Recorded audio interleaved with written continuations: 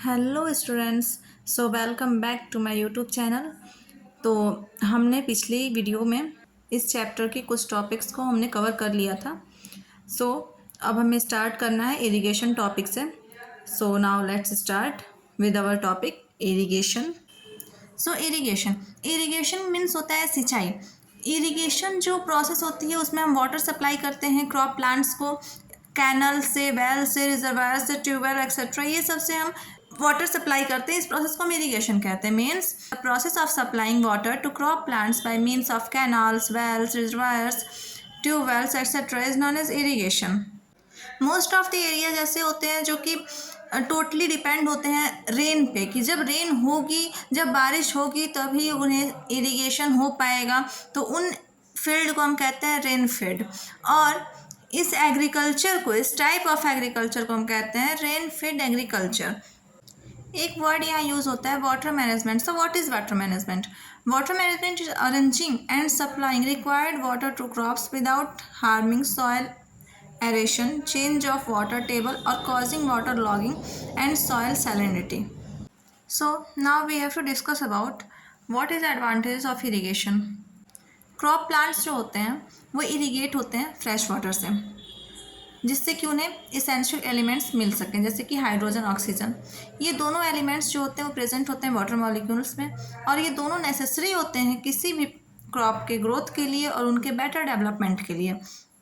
Irrigation जो होता है किसी भी क्रॉप फील्ड का वो नेसेसरी होता है प्रोवाइड सफिशिएंट मॉइस्चर के लिए, ताकि जो भी सीड हम जर्मिनेट करना चाहते हैं उसमें अच्छे से मॉइस्चर मिल सके और सीड जो है वो जर्मिनेट कर सके।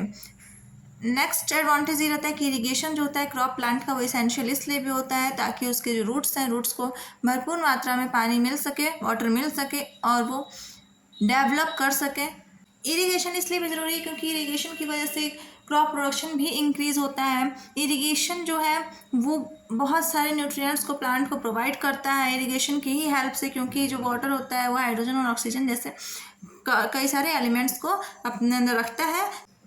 अगर हम बात करें some other advantages of irrigation की, तो ये भी कुछ वही सब है जो मेन एडवांटेजेस थी इरिगेशन की, तो इसे आप लोग रीड कर लीजिएगा। हम नेक्स्ट टॉपिक पे आते हैं, फैक्टर्स कंट्रोलिंग इरिगेशन। आखिर वो कौन कौन से फैक्टर्स हैं जो कि इरिगेशन को कंट्रोल करते हैं। चलिए स्टार्ट करते हैं पढ़ना। तो वो दो फैक्टर्स हैं, first one is crop based irrigation and second one is soil based irrigation. Crop based irrigation means water की रिक्वायरमेंट अलग अलग क्रॉप्स को अलग अलग सीजन में ग्रोथ कराने के लिए होती है, और सॉइल बेस्ड इरिगेशन कि सभी क्रॉप्स के लिए अलग अलग टाइप्स की सॉयल सूटेबल होती हैं। चलिए हम बात करते हैं इरिगेशन सिस्टम की। तो इरिगेशन सिस्टम में फर्स्ट होता है कैनाल सिस्टम। कैनाल सिस्टम जो होता है वो ह्यूमन मेड सिस्टम होता है, जिससे कि वाटर जो है दो रिजर्वायर से, मतलब रिवर से डायरेक्ट चला जाता है हमारी फसलों में, क्रॉप्स में। तो इसको हम यूज़ करते हैं एक्सटेंसिव केसेस में। तो कैनाल सिस्टम में इससे अधिक कुछ है नहीं, ज़्यादा डिटेल में जाने की ज़रूरत है नहीं, एग्ज़ाम में उतना ज़्यादा भी पूछता नहीं है। तो हम नेक्स्ट सिस्टम पे आते हैं। Second one is tanks. Tanks जो होते हैं वो स्मॉल स्टोरेज रिजर्वायर होते हैं जो कि कैच करते हैं वाटर को छोटे ही अमाउंट में और हमारी क्रॉप्स को प्रोवाइड करते हैं। Third one is wells. Wells जो है वो कंस्ट्रक्ट किए जाते हैं for ground water exploitation. Wells भी टू टाइप के होते हैं, एक डग वेल्स और एक ट्यूब वेल्स। डग वेल्स जो होते हैं वो कलेक्ट होते हैं वाटर, उससे वाटर कलेक्ट होते हैं किसी भी डिवाइस से, जबकि ट्यूबवेल जो होते हैं वो पंप से स्टार्ट होते हैं और वाटर सप्लाई करते हैं। अब हम बात करें फोर्थ की, रिवर लिफ्ट सिस्टम की। तो रिवर लिफ्ट सिस्टम जो होता है वो बहुत ही ज़्यादा यूज़फुल होता है ऐसे एरियाज़ जहाँ कैनाल वाटर जो है वो इरेगुलर प्रोवाइड हो पाता है। तो इस सिस्टम से हम लोग डायरेक्टली वाटर को सप्लीमेंट को प्रोवाइड कर सकते हैं। नेक्स्ट है fifth one is river valley system. अगर हम बात करें रिवर वैली सिस्टम की, तो कंट्री कुछ पार्ट्स ऐसे भी हैं जैसे कर्नाटका, केरल, जहाँ पर कि वेस्टर्न घाट्स हैं, तो वहाँ पे हम रिवर वैली सिस्टम बनाते हैं। रिवर वैली सिस्टम को खास तौर पे हम रबी सीजन में ही फॉलो करते हैं। नेक्स्ट है ड्रिप एंड स्प्रिंकलर सिस्टम। इसमें क्या होता है कि पाइप से वाटर को स्प्रे किया जाता है, जो कि नेचुरल वे हम लोग कह सकते हैं। ये मेथड ख़ास तौर पे यूज़ किया जाता है यूएसए, ब्रिटेन, यूरोप और कुछ पार्ट्स ऑफ इंडिया में भी, मतलब इंडिया के कुछ ही पार्ट्स में, ज़्यादातर जगहों पे नहीं किया जाता है। अब एक टर्म आता है वाटर ऑगमेंटेशन। आखिर ये क्या होता है? तो वाटर की एबिलिटी चेक करने के लिए किसी भी इरिगेशन प्रोसेस में हम लोग कहते हैं वाटर ऑगमेंटेशन। ये भी 2 टाइप में कैरी किया जाता है, 2 मेथड से। First one is rain water harvesting and second one is water shade management. Rain water harvesting में क्या होता है कि जो बारिश जब आती है तो उसके पानी से ही जो हार्वेस्ट हो जाता है क्रॉप्स, उससे हम कहते हैं रेन वाटर हार्वेस्टिंग। और वाटर शेड मैनेजमेंट यानी कि जो स्मॉल चेक ऑफ डैम्स हम लोग क्रिएट करते हैं वाटर की पॉपुलेशन को बढ़ाने के लिए, तो उसे हम कहते हैं वाटर शेड मैनेजमेंट। अब हमारा नेक्स्ट टॉपिक है क्रॉपिंग पैटर्न्स। क्रॉपिंग पैटर्न का फर्स्ट टाइप है मिक्स्ड क्रॉपिंग। मिक्स्ड क्रॉपिंग में क्या होता है, जैसे किसी कंडीशन में फ्लड्स, ड्राफ्ट, ये सब कंडीशन जब आती हैं तो एक साथ प्लांट्स, एनिमल्स, ये सभी इकोनॉमिक प्रोड्यूस करते हैं। इस टाइम पे किसी भी चीज़ पे जब डिपेंडेबल नहीं होता है, मतलब मर्जिनल फार्मिंग होती है, मर्जिनल फार्मर्स जो होते हैं वो मर्जिनल फार्मिंग करते हैं, तो इस प्रोसेस को ही हम कहते हैं मिक्स्ड क्रॉपिंग, जिसमें कि हम अलग अलग फ्रूट्स और वेजिटेबल्स ग्रो कराते हैं कम स्पेस में। जैसे कि आजकल हम लोग होम गार्डनिंग भी कहने लगे हैं। इंडियन फार्मर्स क्या करते हैं कि 2 क्रॉप के सीड को एक साथ मिला करके और उन्हें भी ग्रो कराने की कोशिश करते हैं। ऑब्जेक्टिव्स ऑफ मिक्स्ड क्रॉपिंग क्या होता है? तो इसका बेसिक ऑब्जेक्टिव यही है कि मिक्स्ड क्रॉपिंग से रिस्क कम हो जाता है किसी भी क्रॉप को फेल्योर होने में, और वो किसी भी वेदर कंडीशन में ग्रो कर जाते हैं। इसका रिस्क नहीं रहता है कि वो डिस्ट्रॉय हो जाए। और सेकंड होता है crop combination used in mixed cropping. Crop combination कौन कौन से होते हैं, यानी किस किस क्रॉप को हम लोग एक साथ मिक्स्ड क्रॉपिंग में ग्रो करा सकते हैं।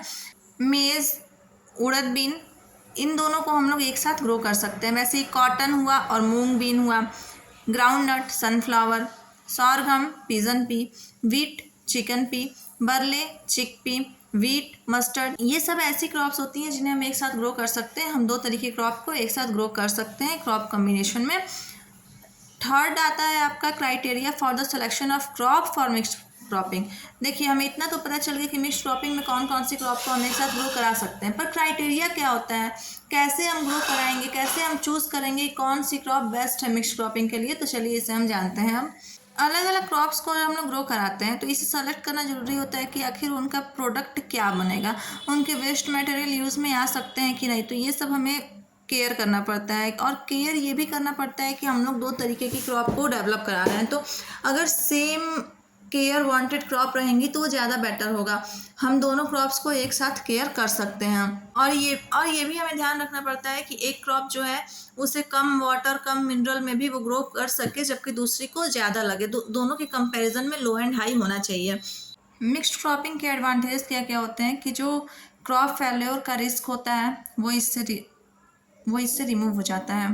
फार्मर्स जो होते हैं वो अलग अलग वैरायटी के क्रॉप्स को एक साथ डेवलप कर सकते हैं।